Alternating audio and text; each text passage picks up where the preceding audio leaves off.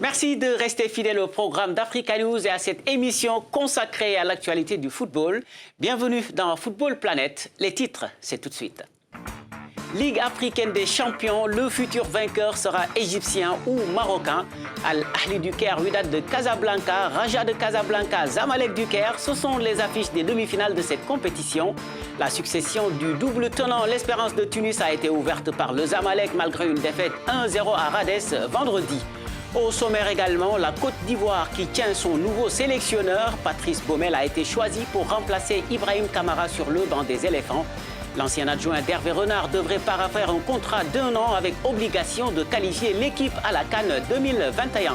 Et puis en fin d'émission, nous aurons Guiran Dao, l'ancien international sénégalais, qui reviendra sur ses propos polémiques sur la fraude sur l'âge des footballeurs africains, une maladresse de communication ou une mauvaise interprétation. L'ex-joueur du FC Sochaux et de l'AS Saint-Etienne sera en ligne avec nous dans quelques minutes pour s'en expliquer.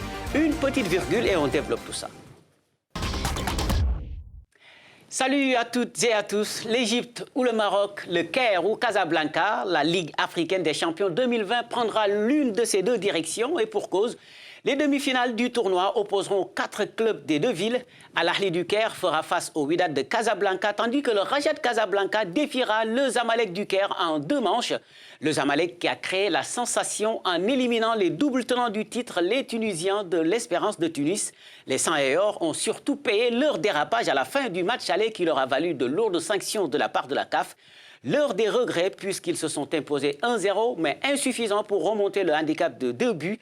Les explications de Jean-David Miamlé et Ignatius Annor. Le miracle n'a pas eu lieu pour l'Espérance de Tunis dans son antre de Rades en quart de finale retour de la Ligue des champions ce vendredi. Le tenant du titre de la Ligue africaine des champions n'a pu refaire son retard de 3-1 du match aller contre Zamalek et sort ainsi de la compétition.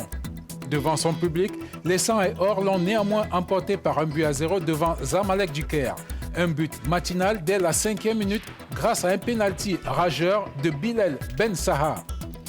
Porté par un public des grands jours, dans une ambiance électrique, les Tunisois n'ont jamais réussi à marquer ce deuxième but, à même de leur ouvrir grandement le carré d'as des demi-finales. Ce n'est pas faute d'avoir essayé. Le numéro 10, Hamdou El Noumni, est passé juste à côté d'une grosse occasion à la 79e minute de jeu.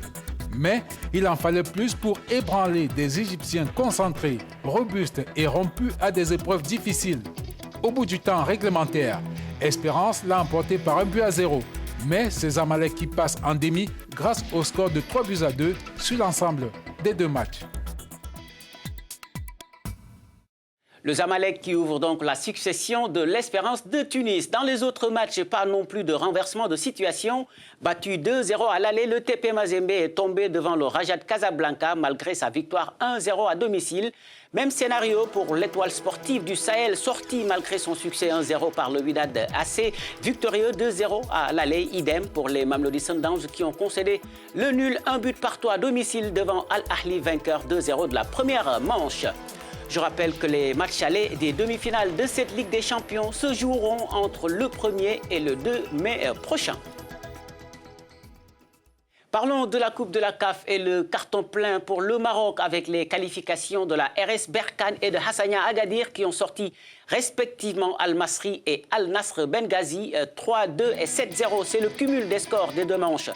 Bien que battu à domicile 1-0 par Zanaco, Pyramide FC se qualifie grâce à son succès 3-0 de l'aller.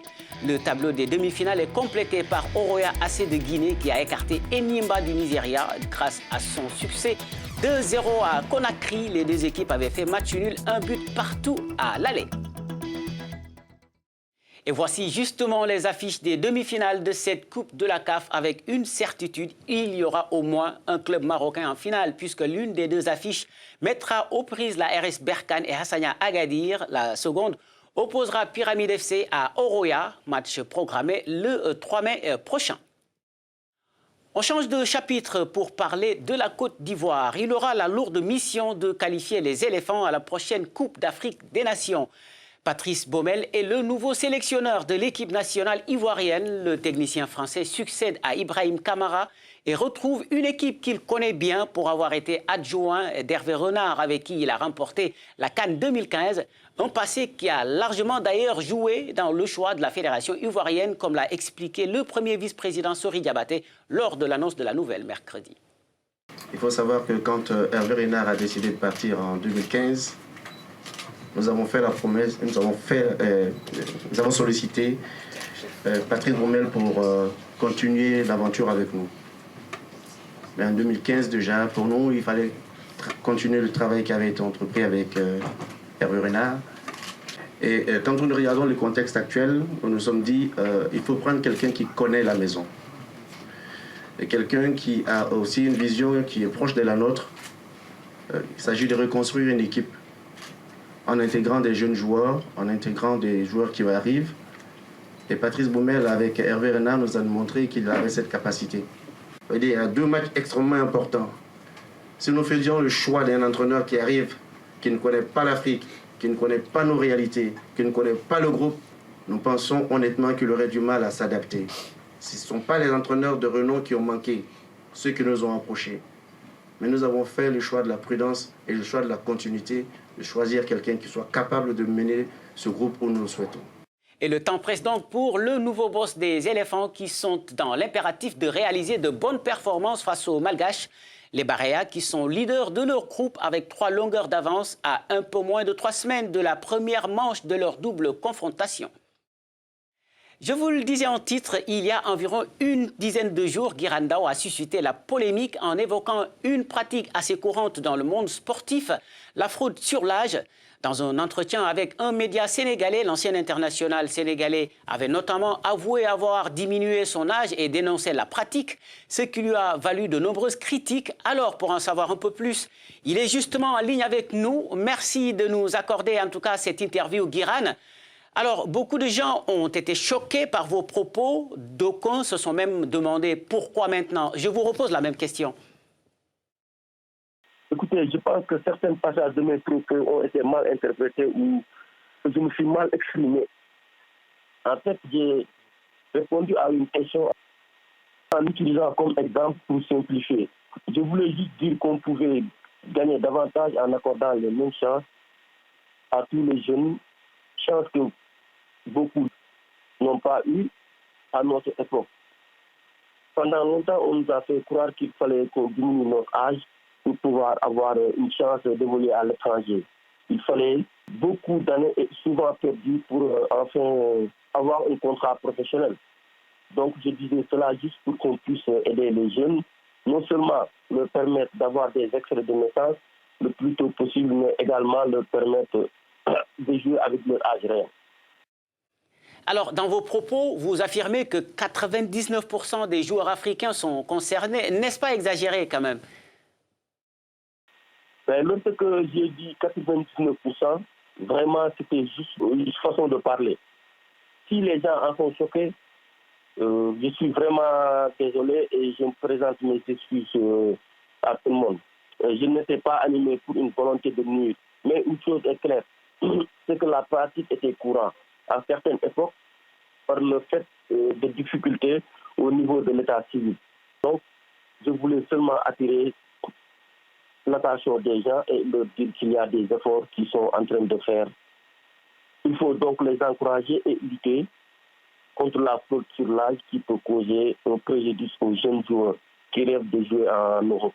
Mais le plus important, avoir un état civil dès le départ offre la possibilité d'avoir une carrière plus longue. C'est un combat que nous devons mener. Appuyer les travaux menés par les fédérations sur le continent. C'est d'ailleurs l'occasion pour moi de les féliciter pour tout ce que les dirigeants de notre football font, que ce n'est pas le moment de lâcher prise. Alors, vous avez mis sur pied une académie à Dakar au Sénégal. Parlez-nous-en un peu et j'espère que vous allez cette fois insister sur le respect de l'âge de vos joueurs. Ben oui, j'espère. Moi, j'ai lancé mon académie au mois de septembre. J'ai un encadrement technique aguerri et expérimenté.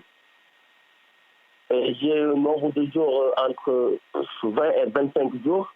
Je veux d'abord offrir aux jeunes une chance de vivre leur rêve, une opportunité de recevoir une bonne formation et de mettre à leur profit toute l'expérience de notre équipe.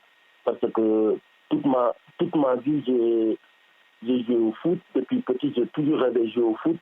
Voilà, c'est pour ça que je veux juste prendre le temps de parler avec d'anciens coéquipiers pour faire des actions concrètes dans les zones difficiles dans le pays, pour aider les jeunes.